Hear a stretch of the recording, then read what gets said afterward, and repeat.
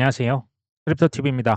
이번 시간에는 투자는 믿음의 영역이다 라는 제목으로 말씀을 드려볼까 하고요. 리플 관련된 얘기도 잠깐 말씀드려볼까 합니다. 캔터 피츠제럴드라고 하는 월가 금융기관입니다. 자, 여기에서 20억 달러, 우리 돈 거의 3조 원에 육박하는 비트코인 대출 프로그램을 발표했습니다. 이제 컨퍼런스장에서 발표를 했던 게 이제 외신을 통해서 나오죠. 자, 여기에 회장은요. 우리는 비트코인 금융 사업을 시작한다. 비트코인을 소유한 사람들에게 뭐를 제공하겠다? 레버리지를 제공하겠다. 네, 빚을 얘기합니다. 20억 달러 규모, 거의 한 3조 원에 가까운 대출을 시작할 예정이다. 자, 비트코인을 글로벌 금융 시장의 가족으로 환영하겠다. 자, 피츠제럴드가 비트코인 지지자들의 뭐가 되겠다? 후원자가 되겠다. 무슨 얘기일까요? 우리한테 좀 익숙한 거는 이제 그 우리나라 이제 부동산 좋아하지 않습니까? 부동산 아파트 담보대출이라 보시면 됩니다. 그냥 힘없고 돈 없는 분들에게 막 저리에 융자 해준다가 아니고요. 담보를 받겠다라는 거예요. 담보가 여기서는 우리나라는 이제 아파트지만 여기는 비트코인을 담보로 받겠다. 이거 못 갚으면 어떻게 되는 겁니까? 얄짤 없이 부동산도 경매에 넘기지 않습니까? 똑같은 걸 하겠다라는 얘기예요. 무슨 환영을 하겠다, 후원자가 되겠다, 얼토당토 않는 말입니다. 이게 주 수입원이고요. 사탕 발림 소리죠. 빚에 노예로 딱 가둬놓고 돈 못 갚으면 그냥 그거 압수하겠다는 거죠. 아주 합법적으로요. 우리를 위하는 척하지만 그 사업의 이면을 보시고요. 우리의 탐욕을 항상 노리고 있는 늑대들이 참 많이 있다는 것을 잊으시면 안 됩니다. 리플의 CEO가 저번에 SEC가 바이낸스 고소장 내용을 일부 수정했던데 이거 너무 SEC 위선적이네 라고 얘기를 했습니다. 지금 여기서 소송을 하고 있는데 그 이제 문구를 삭제했다라고 하는 게 솔라나 카르다노 폴리곤 이런 코인을 증권으로 지목을 했었지만 수정된 고소장에서 이 코인들을 증권으로 분류해야 된다는 내용을 뺐다. 혹은 이제 그 법원에게 증권이냐 상품이냐 여부를 결정을 좀 뒤로 미뤘으면 좋겠다. 지금 결정 안 했으면 좋겠다. 이런 말이라고 저번에 제가 말씀 한번 드렸죠. 이게 진짜 사실이면요. 제가 볼 때는 솔라나나 카르다노나 그 다음에 이제 XRP가 됐든지 알트코인 현물 ETF 승인하기 전에 작업이 아닌가라는 저는 의혹을 제기를 하는 거죠. 생각해 보시면요. 그 이제 언론상에 나가서 인터뷰할 때 떠드는 것도 물론 영향력이 있는데 지금 SEC는 바이낸스를 법적으로 실제 고소를 했습니다. 그러면 그 문서상에 고소한 이유를 적어야죠. 그 이유가 미등록 증권을 판매했다. 그 코인들 리스트를 쭉 적었던 게 바로 솔라나 카르다노 해가지고 19종의 코인이 있었던 거 기억나십니까? 그 코인을 증권이라고 서류상으로 명문화시킨 겁니다. 이건 빼박이에요. 이 서류는 법적인 효력이 있지 않습니까? 근데 그 문구를 지금 쓱 뺀 겁니다. 이거 이해되십니까? 그러니까 한번 생각해 보십시오. 솔라나 ETF 지금 승인을 하려고 하는데 지금 뒤에서 누군가 로비했겠죠. 근데 본인이 예전에 법률 소송하면서 이 코인 증권입니다라고 문구를 적었어요. 그 문구를 적어놓고 현물 ETF 승인 됩니까? 이게 아닌 거죠. 누가 봐도 아닌 겁니다. 그러니까 지금 1년이 이제 지났잖아요. 쓱 그 문구 뺀 거예요. 그렇게 보시면 됩니다. 자, 블랙락에서 ETF, 코인뿐만이 아니고요. 지금까지 ETF를 제출한 동시에 사실상 100% 승인입니다. 이것을 제가 쉽게 말씀을 계속 드렸죠. 안 되면요. 되게 만들어 놓고 신청하는 데가 어디다? 그 블랙락이다. 그런 차원에서 이제 다음 타자가 누굴까요? 저는 솔라나라고 계속 말씀을 드리고 있죠. 자, 리플은 SEC 소송 종료 기대감 속에서 가격이 좀 많이 오른 것 같습니다. 최근에 리플 XRP 가격이 좀 올랐죠. 애증의 리플 아닙니까? 특히 이제 우리나라 사람들이 가장 좋아했던 코인에서 가장 싫어하는 코인으로 지금 딱지가 딱 붙여 있습니다. 근데 그들의 전략, 항상 그들의 입장에 생각하라고 제가 말씀드리지 않습니까? 그들의 전략은 뭔지 아십니까? 양치기 소년입니다. 늑대가 나타났어요 라고 얘기합니다. 첫 번째는 진짜 나타난 줄 알고 우르르 달려갔는데 없죠. 또 늑대가 나타났답니다. 가서 보니까 늑대가 안 왔어요. 세 번째, 네 번째 하면 믿습니까? 그거랑 똑같아요. 종료가 임박했습니다. 합의할 것 같습니다. 이거 지금 몇 년째 합니까? 4년째 하고 있죠. 이거 믿겠습니까? 이거 종료된다고 하는데 아무도 안 믿죠. 이런저런 기사가 뜨든지 말든지 아무도 관심이 없고요. 무관심의 이유는 뭘까요? 대부분 사실 팔고 떠났기 때문이라고 저는 생각을 합니다. 저는 이것을 지금 사세요, 파세요 얘기를 드리는 게 아니고요. 현재 상황을 그냥 아주 최대한 객관적으로 말씀을 드려보려고 하는 겁니다. 친암호화폐 변호사가 있어요. 프레드 리스폴리라고 하는 사람이 7월 달까지 이 리플 SEC 소송 끝날 것 같다라고 예측을 했다라고 합니다. 최근에 실제로 그런 영향인지 아닌지 솔라나, 카르다노, 폴리곤 얘네들 증권 지위 요청을 철회하면서 문구 삭제했다고 말씀드렸죠. 리플 거래자들에게 긍정 기대감을 줬다.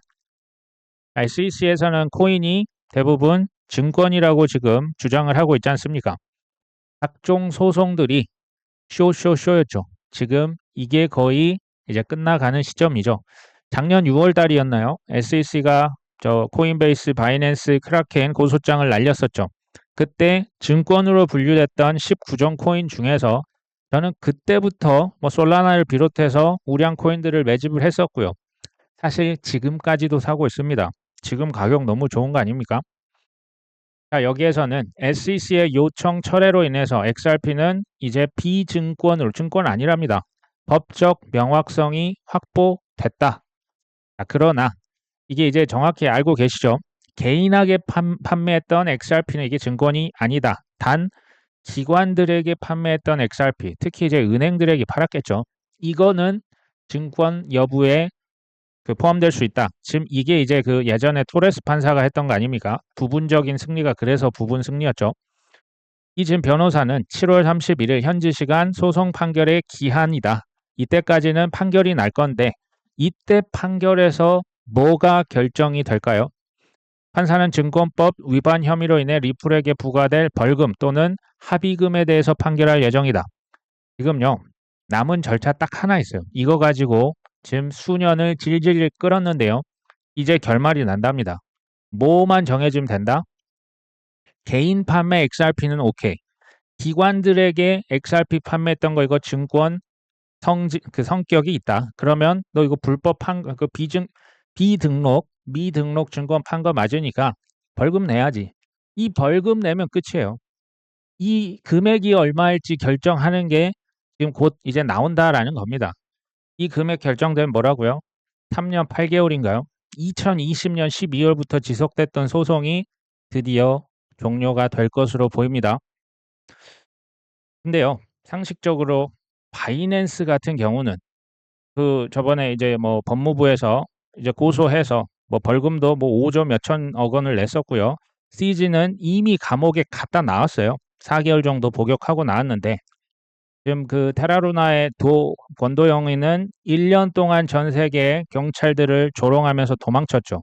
SEC 벌금 한번 띡 내고 그것도 끝난 것 같습니다. 샘 뱅크만은 이제 미국 땅에서 보통 이제 불법 행위를 저질렀기 때문에 일단 25년형을 선고받았습니다.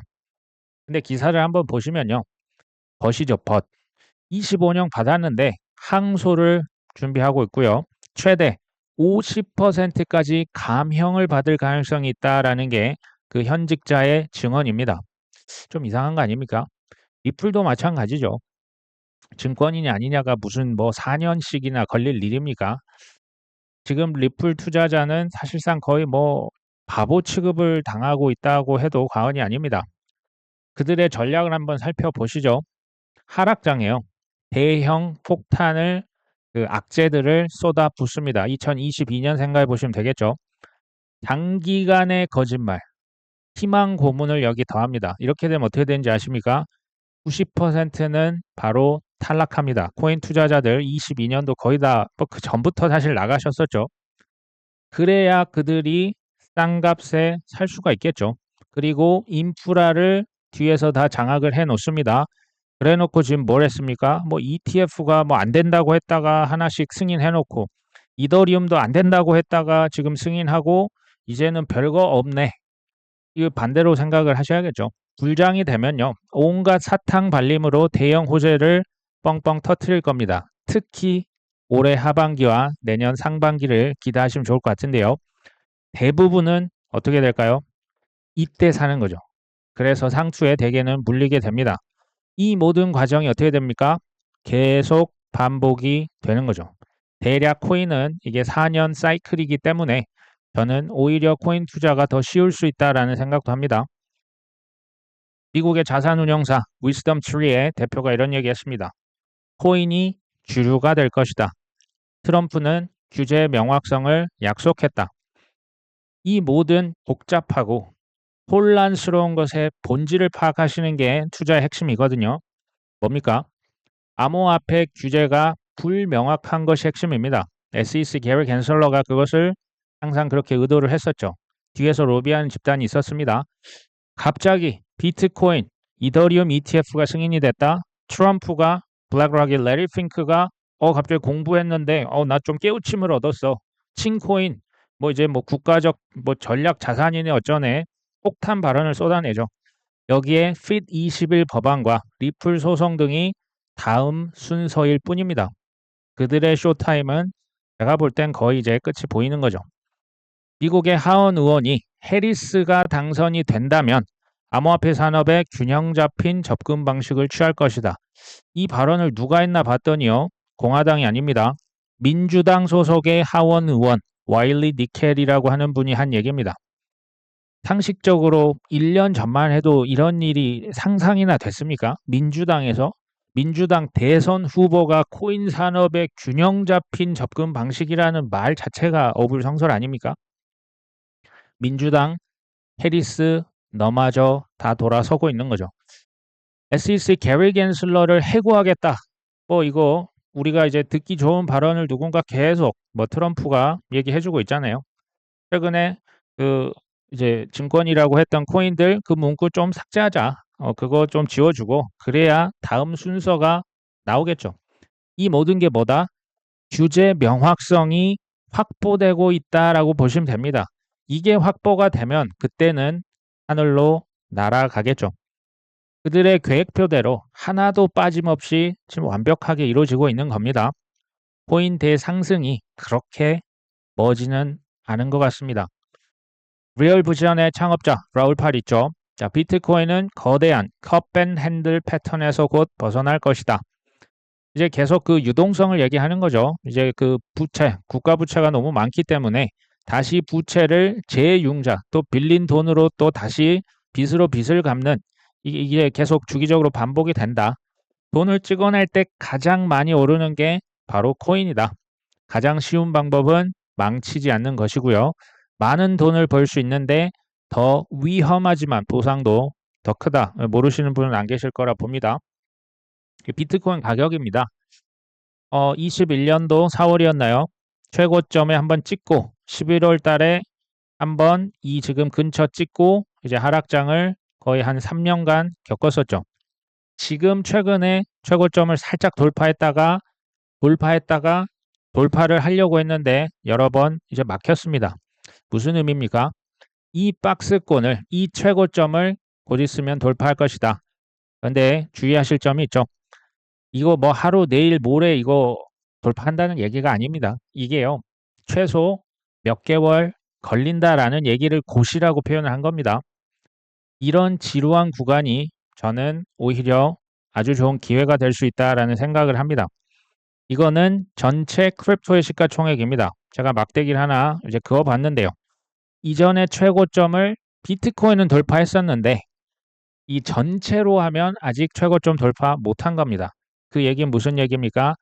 알트코인이 아직 저조하다는 얘기입니다.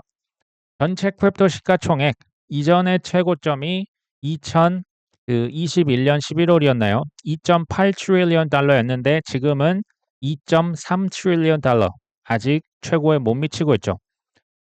이게요, 최고점이라고 하는 건요, 심리적으로, 기술적으로 큰 저항대 매물이 있어요. 뭐 이전에 물렸던 사람이 그때 그냥 팔고자 하는 사람도 있을 거고요. 여러 가지 저항대가 있습니다. 아직 돌파를 못했죠. 근데 이거를 돌파한 다음에 그때야 비로소 뭐가 된다? 진짜 랠리가 나올 겁니다. 전체 알트코인 시가총액, 네, 전체 코인에서 비트코인 빼고요. 스테이블 코인도 뺀 겁니다. 현재 시가총액이 대략 알트코인만요. 이전에 최고점, 이게 2021년 11월에 442 빌리언 정도 했는데요. 지금은 225 빌리언 정도 합니다. 최고점 대비 시가총액 알트코인이 대략 마이너스 49%, 거의 50%죠. 지금 반토막이 난 겁니다. 그 얘긴 즉슨 주요 알트코인이건 뭐든 이전 올타임 하이, 최고점 대비해서 평균입니다. 어떤 거는 뭐 90%, 어떤 건 80%, 좀 많이 오른 뭐 이더리움이나 솔라나는 뭐 마이너스 한 20% 할인을 여전히 하고 있다라고 보시면 되겠죠. 자, 코인 투자자들이 대부분 손실로 마무리하는 이유 제가 한번 생각을 해봤습니다. 다 아시는 부분입니다. 90%는요. 하락장, 폭락장을 이기지 못합니다. 이게 쉽지 않아요. 대부분 이때 열의 아홉이 떨어져 나갑니다. 그 남은 10% 중에서도 절반이 언제 또 떨어져 나갈까요? 지금입니다. 지금 같은 순간을 왜 못 넘길까요? 그 하락장도 잘 넘겼는데. 지금은 뭐냐면요. 이제 비트코인 반감기 끝났죠. 그 다음에 그러니까 공급량이 반으로 되는데 트럼프가 폭탄 발언을 쏟아냈는데 금리 인하도 한다 하는데 비트코인, 이더리움, ETF 다 승인된 거 아닙니까? 근데 왜 가격은 이 모양이야? 이게 핵심입니다. 왜 가격은 안 움직여? 뭐 기축통화 그 외환 보유고처럼 뭐 비축 자산 된다며, 어? 저기 하이리스까지 들어온다며, ETF 됐다며. 근데 왜 이 모양이야? 이게 쉽지 않은 거죠. 그러면 예전에 그 떠나셨던 분들이 다시 또 안 들어올까요? 저는 들어올 거라고 봅니다. 또 대부분 90%는 바나나 존의 거의 중간이나 끝자락에서 또 진입하겠죠. 왜 진입을 할까요? 옆 사람이 돈 벌었다. 누구도 얼마 벌었다. 인증하고요. 차 샀다고 하고요. 집을 바꿨다라고 하니까 그때야 비로소 또 들어옵니다. 이건 코인만 그런 게 아닙니다. 우리는 어떻게 해야 될까요? 지루한 구간에 그냥 돈이 생기시면 꾸준하게 우량 코인을 모으셔야 됩니다. 우량 코인의 기준은 제가 여러 번 말씀을 드렸죠. 자, 바나나 존 좋습니다. 진입을 했다고 치겠습니다. 뭐 내년 1월일지 내년 3월일지 모릅니다. 뭐 올해 12월일지 막 이제 부릉부릉 올라가고 있는데 이때 주의할 점 제가 말씀을 하나 드리면 대신에 전제 조건이 있습니다. 우량 코인의 하나입니다. 우량 코인은요. 이전에 최고점을 돌파해서 그 2배, 3배도 그 이상도 갈 수 있습니다. 반면 우량 코인이 아니라면 이전 최고점 아마 돌파 못할 겁니다. 첫 번째, 본전 근처에 왔다고 섣불리 팔지 말자. 그러니까 이게 무슨 말인지 아마 이해하실 거예요. 특히 이제 시총 작은 알트코인들을 사셨다가 마이너스 뭐 97%, 말이 97%지. 이거는 말로 설명할 수 없는 고통입니다. 제가 이해합니다. 근데 큰 고통, 장기간 동안 견뎠기 때문에 이런 분들일수록 본전이 다가오면 팔고 싶어서 몸이 근질근질합니다. 이게 이제 그 본전 심리예요. 이거 본전이 아니고 본전 뭐 한 마이너스 20%만 와도 그냥 팔고 싶어서 그냥 두근두근 하거든요. 특히 근데 한번 기억을 해보시면 알트코인 최고점은 비트코인보다 2주에서 4주가 늦었습니다. 비트가 먼저 가고 그 다음에 시가총액 비트로 이거 돈 못 벌겠네? 그럼 이더리움 해볼까? 뭐야 이더리움 뭐 예를 듭니다. 1,500만 원? 안 되겠네? 그럼 솔라나도 봤더니 100만 원? 이러면서 시총이 자꾸 작은 코인으로 가다 보니까 알트코인 최고점은 비트보다 더 늦게 찍거든요. 결론은 이거죠. 그럼 언제 파냐? 자기만의 명확한 매도 기준. 저는 이것을 뭐 매매 일찍까지는 좀 오바라는 생각도 들지만 나는 언제 사겠다. 나는 이러이러한 조건이 되면 이러이러한 코인을 어떻게 팔겠다라고 하는 것을 직접 한번 글로 적어보세요. 헷갈리시면 아 내가 이때 산다고 했지. 아 내가 이때 뭐를 판다고 했구나. 어떻게 판다고 했구나. 그거 보시면서 그대로 하십시오. 이렇게 기준을 정하시고요. 가급적이면 이제 업비트 같은 경우 예약 매도 걸 수가 있거든요. 이거 미리 걸어 놓으세요. 그러면 심적으로 쫓기지 않으실 겁니다. 대응도 좀 더 편하게 하실 수가 있겠다. 제가 이제 업비트에서 차트 몇 개 가져왔습니다. 이거 넴이라고 하는 코인인데요. 이전 2018년 최고점이 있었고요. 21년 이전 최고점 3,000원이었는데 21년도는 최고점 1,000원에 불과했습니다. 이전 최고점은 넘을 줄 알고 기대를 아마 많이 했겠죠. 지금 얼마입니까? 33원입니다. 비트코인 골드. 자, 이거 예로 드는 겁니다. 이전 최고점 뭐 75만 원, 뭐 80만 원이 넘었네요. 최근에 21년도 이제 지난번 상승장에 봤더니 뭐 24만 원, 23만 원 정도 했던 것 같고요. 지금은 얼마입니까? 한 3만 6천 원 정도 하네요. 이게 사이클이 지나면 고점이 더 높아져야 되는 거 아닙니까? 이 메탈이라고 하는 코인인데요. 이전에 최고점 뭐 한 2만 원 넘었던 것 같습니다. 근데 지난번 봤더니 10,000원 정도 찍더니 지금은 1,500원에 불과합니다. 자, 뭘 말씀드리려고 하는 걸까요? 작은 시총이라고 무조건 100배, 200배 가는 게 아니라는 걸 말씀드리려고 하는 겁니다. 작은 시총 이전 최고점조차도 돌파를 못하는 코인들이 제가 볼 때는 앞으로 더 많아질 겁니다. 주의하시고요. 이런 코인들보다는 제가 우량 코인이라고 말씀드렸던 것 위주로 좀 비중을 높여보자. 그러니까 이제 바나나 존 진입 전 이제 지금 우리가 고려해 볼 만한 점들은 가급적 우량 코인 위주로 사자. 시가총액이 높은 코인이 보통은 ETF로 갈 가능성도 높아요. 그리고 대형 기관들이 거래소들이 지원하고 있는 그런 코인들 위주로 가져가자. 쉽게 말씀드리면 애간장 태우면서 내 20배 벌 거야, 30배 벌 거야 보다 이거 상패되면 어쩔 겁니까? 마음 편하게 10배 가져가자. 물론 비트이더 솔라나는 10배는 힘들 수 있습니다. 하지만 그게 아니라면 마음 편하게 10배 가져갈 수 있는 코인이 제가 볼 때는 훨씬 낫습니다. 두 번째, 가급적 쉬운 매수, 쉬운 매도를 하자. 막 어렵게 기술적으로 뭐 이제 뭐 차트를 워낙 또 잘 보시고 이제 단타를 잘 하시는 분 제외지만 그게 아니라면 쉽게 가자는 거예요. 코인의 가지수도 좀 이제 소위 말하는 이 업계 좀 얼마 안 되신 분들일수록 코인 가지수 많아봤자 좋을 거 없습니다. 이것저것 뭐 사실 수 있는데 사실 때도 신중하게 사셔야 되고요. 또 이럴 때 가지수를 조금 줄이시는 것도 저는 괜찮다라는 생각이 들어요. 아니면 뭐 나중에 오르면 파셔도 되겠죠. 그리고 이제 수익률이 좀 비슷한 코인들, 뭐 갑자기 지금 잡코인을 팔고 비트를 산다, 이건 최악입니다. 수익률이 뭐 비슷비슷한 애들끼리는 그냥 이거 팔고 저거 살 수도 있다라고 저는 생각을 합니다. 이게 물론 이론만큼 그렇게 쉬운 건 아니고요. 제가 지금 여기서 말씀드리는 것은 선택 사항입니다. 이거 뭐 무조건 하라는 얘기가 전혀 아닙니다. 가급적 우량 코인 그리고 가급적 코인 가지수도 좀 줄이고 쉽게 가자는 거예요. 마음 편하게 가자. 이거 코인 가지수 많으면 나중에 팔 때도 정신 없어요. 이게 본인의 성향이 있으시기 때문에 제가 말씀드리는 것을 본인에 맞게 취사 선택하시면 되겠죠. 마음 졸이면서 20배, 30배 도박 코인을 사는데 올인하기보다는요. 마음 편하게 10배 가져가는 게 훨씬 낫습니다. 뭐 이미 사놓은 건 어떡하냐? 그건 이제 저도 모릅니다, 사실. 근데 가급적이면 마음 편한 코인들 비중을 높이자는 거예요. 한 최소 80에서 90% 이상, 뭐 비트 이더 포함해서 뭐 솔라나랄지 제가 그 뭐 블락락의 16차선 고속도로 그 중에서도 시총이 높고 대량 그 기관들의 채택을 받고 뭐 크립토 지수 인덱스에 들어가 있는 코인들 위주로 90% 이상 가져가자는 거죠. 도박 코인은 뭐 잘 되면 100배 안 되면 상패 이런 것들은 10% 이내, 뭐 5% 이내 이런 식으로 비중을 조절하시면 어떨까 하는 말씀을 드려봅니다. 오늘 방송 여기까지 합니다. 끝까지 시청해 주셔서 감사합니다.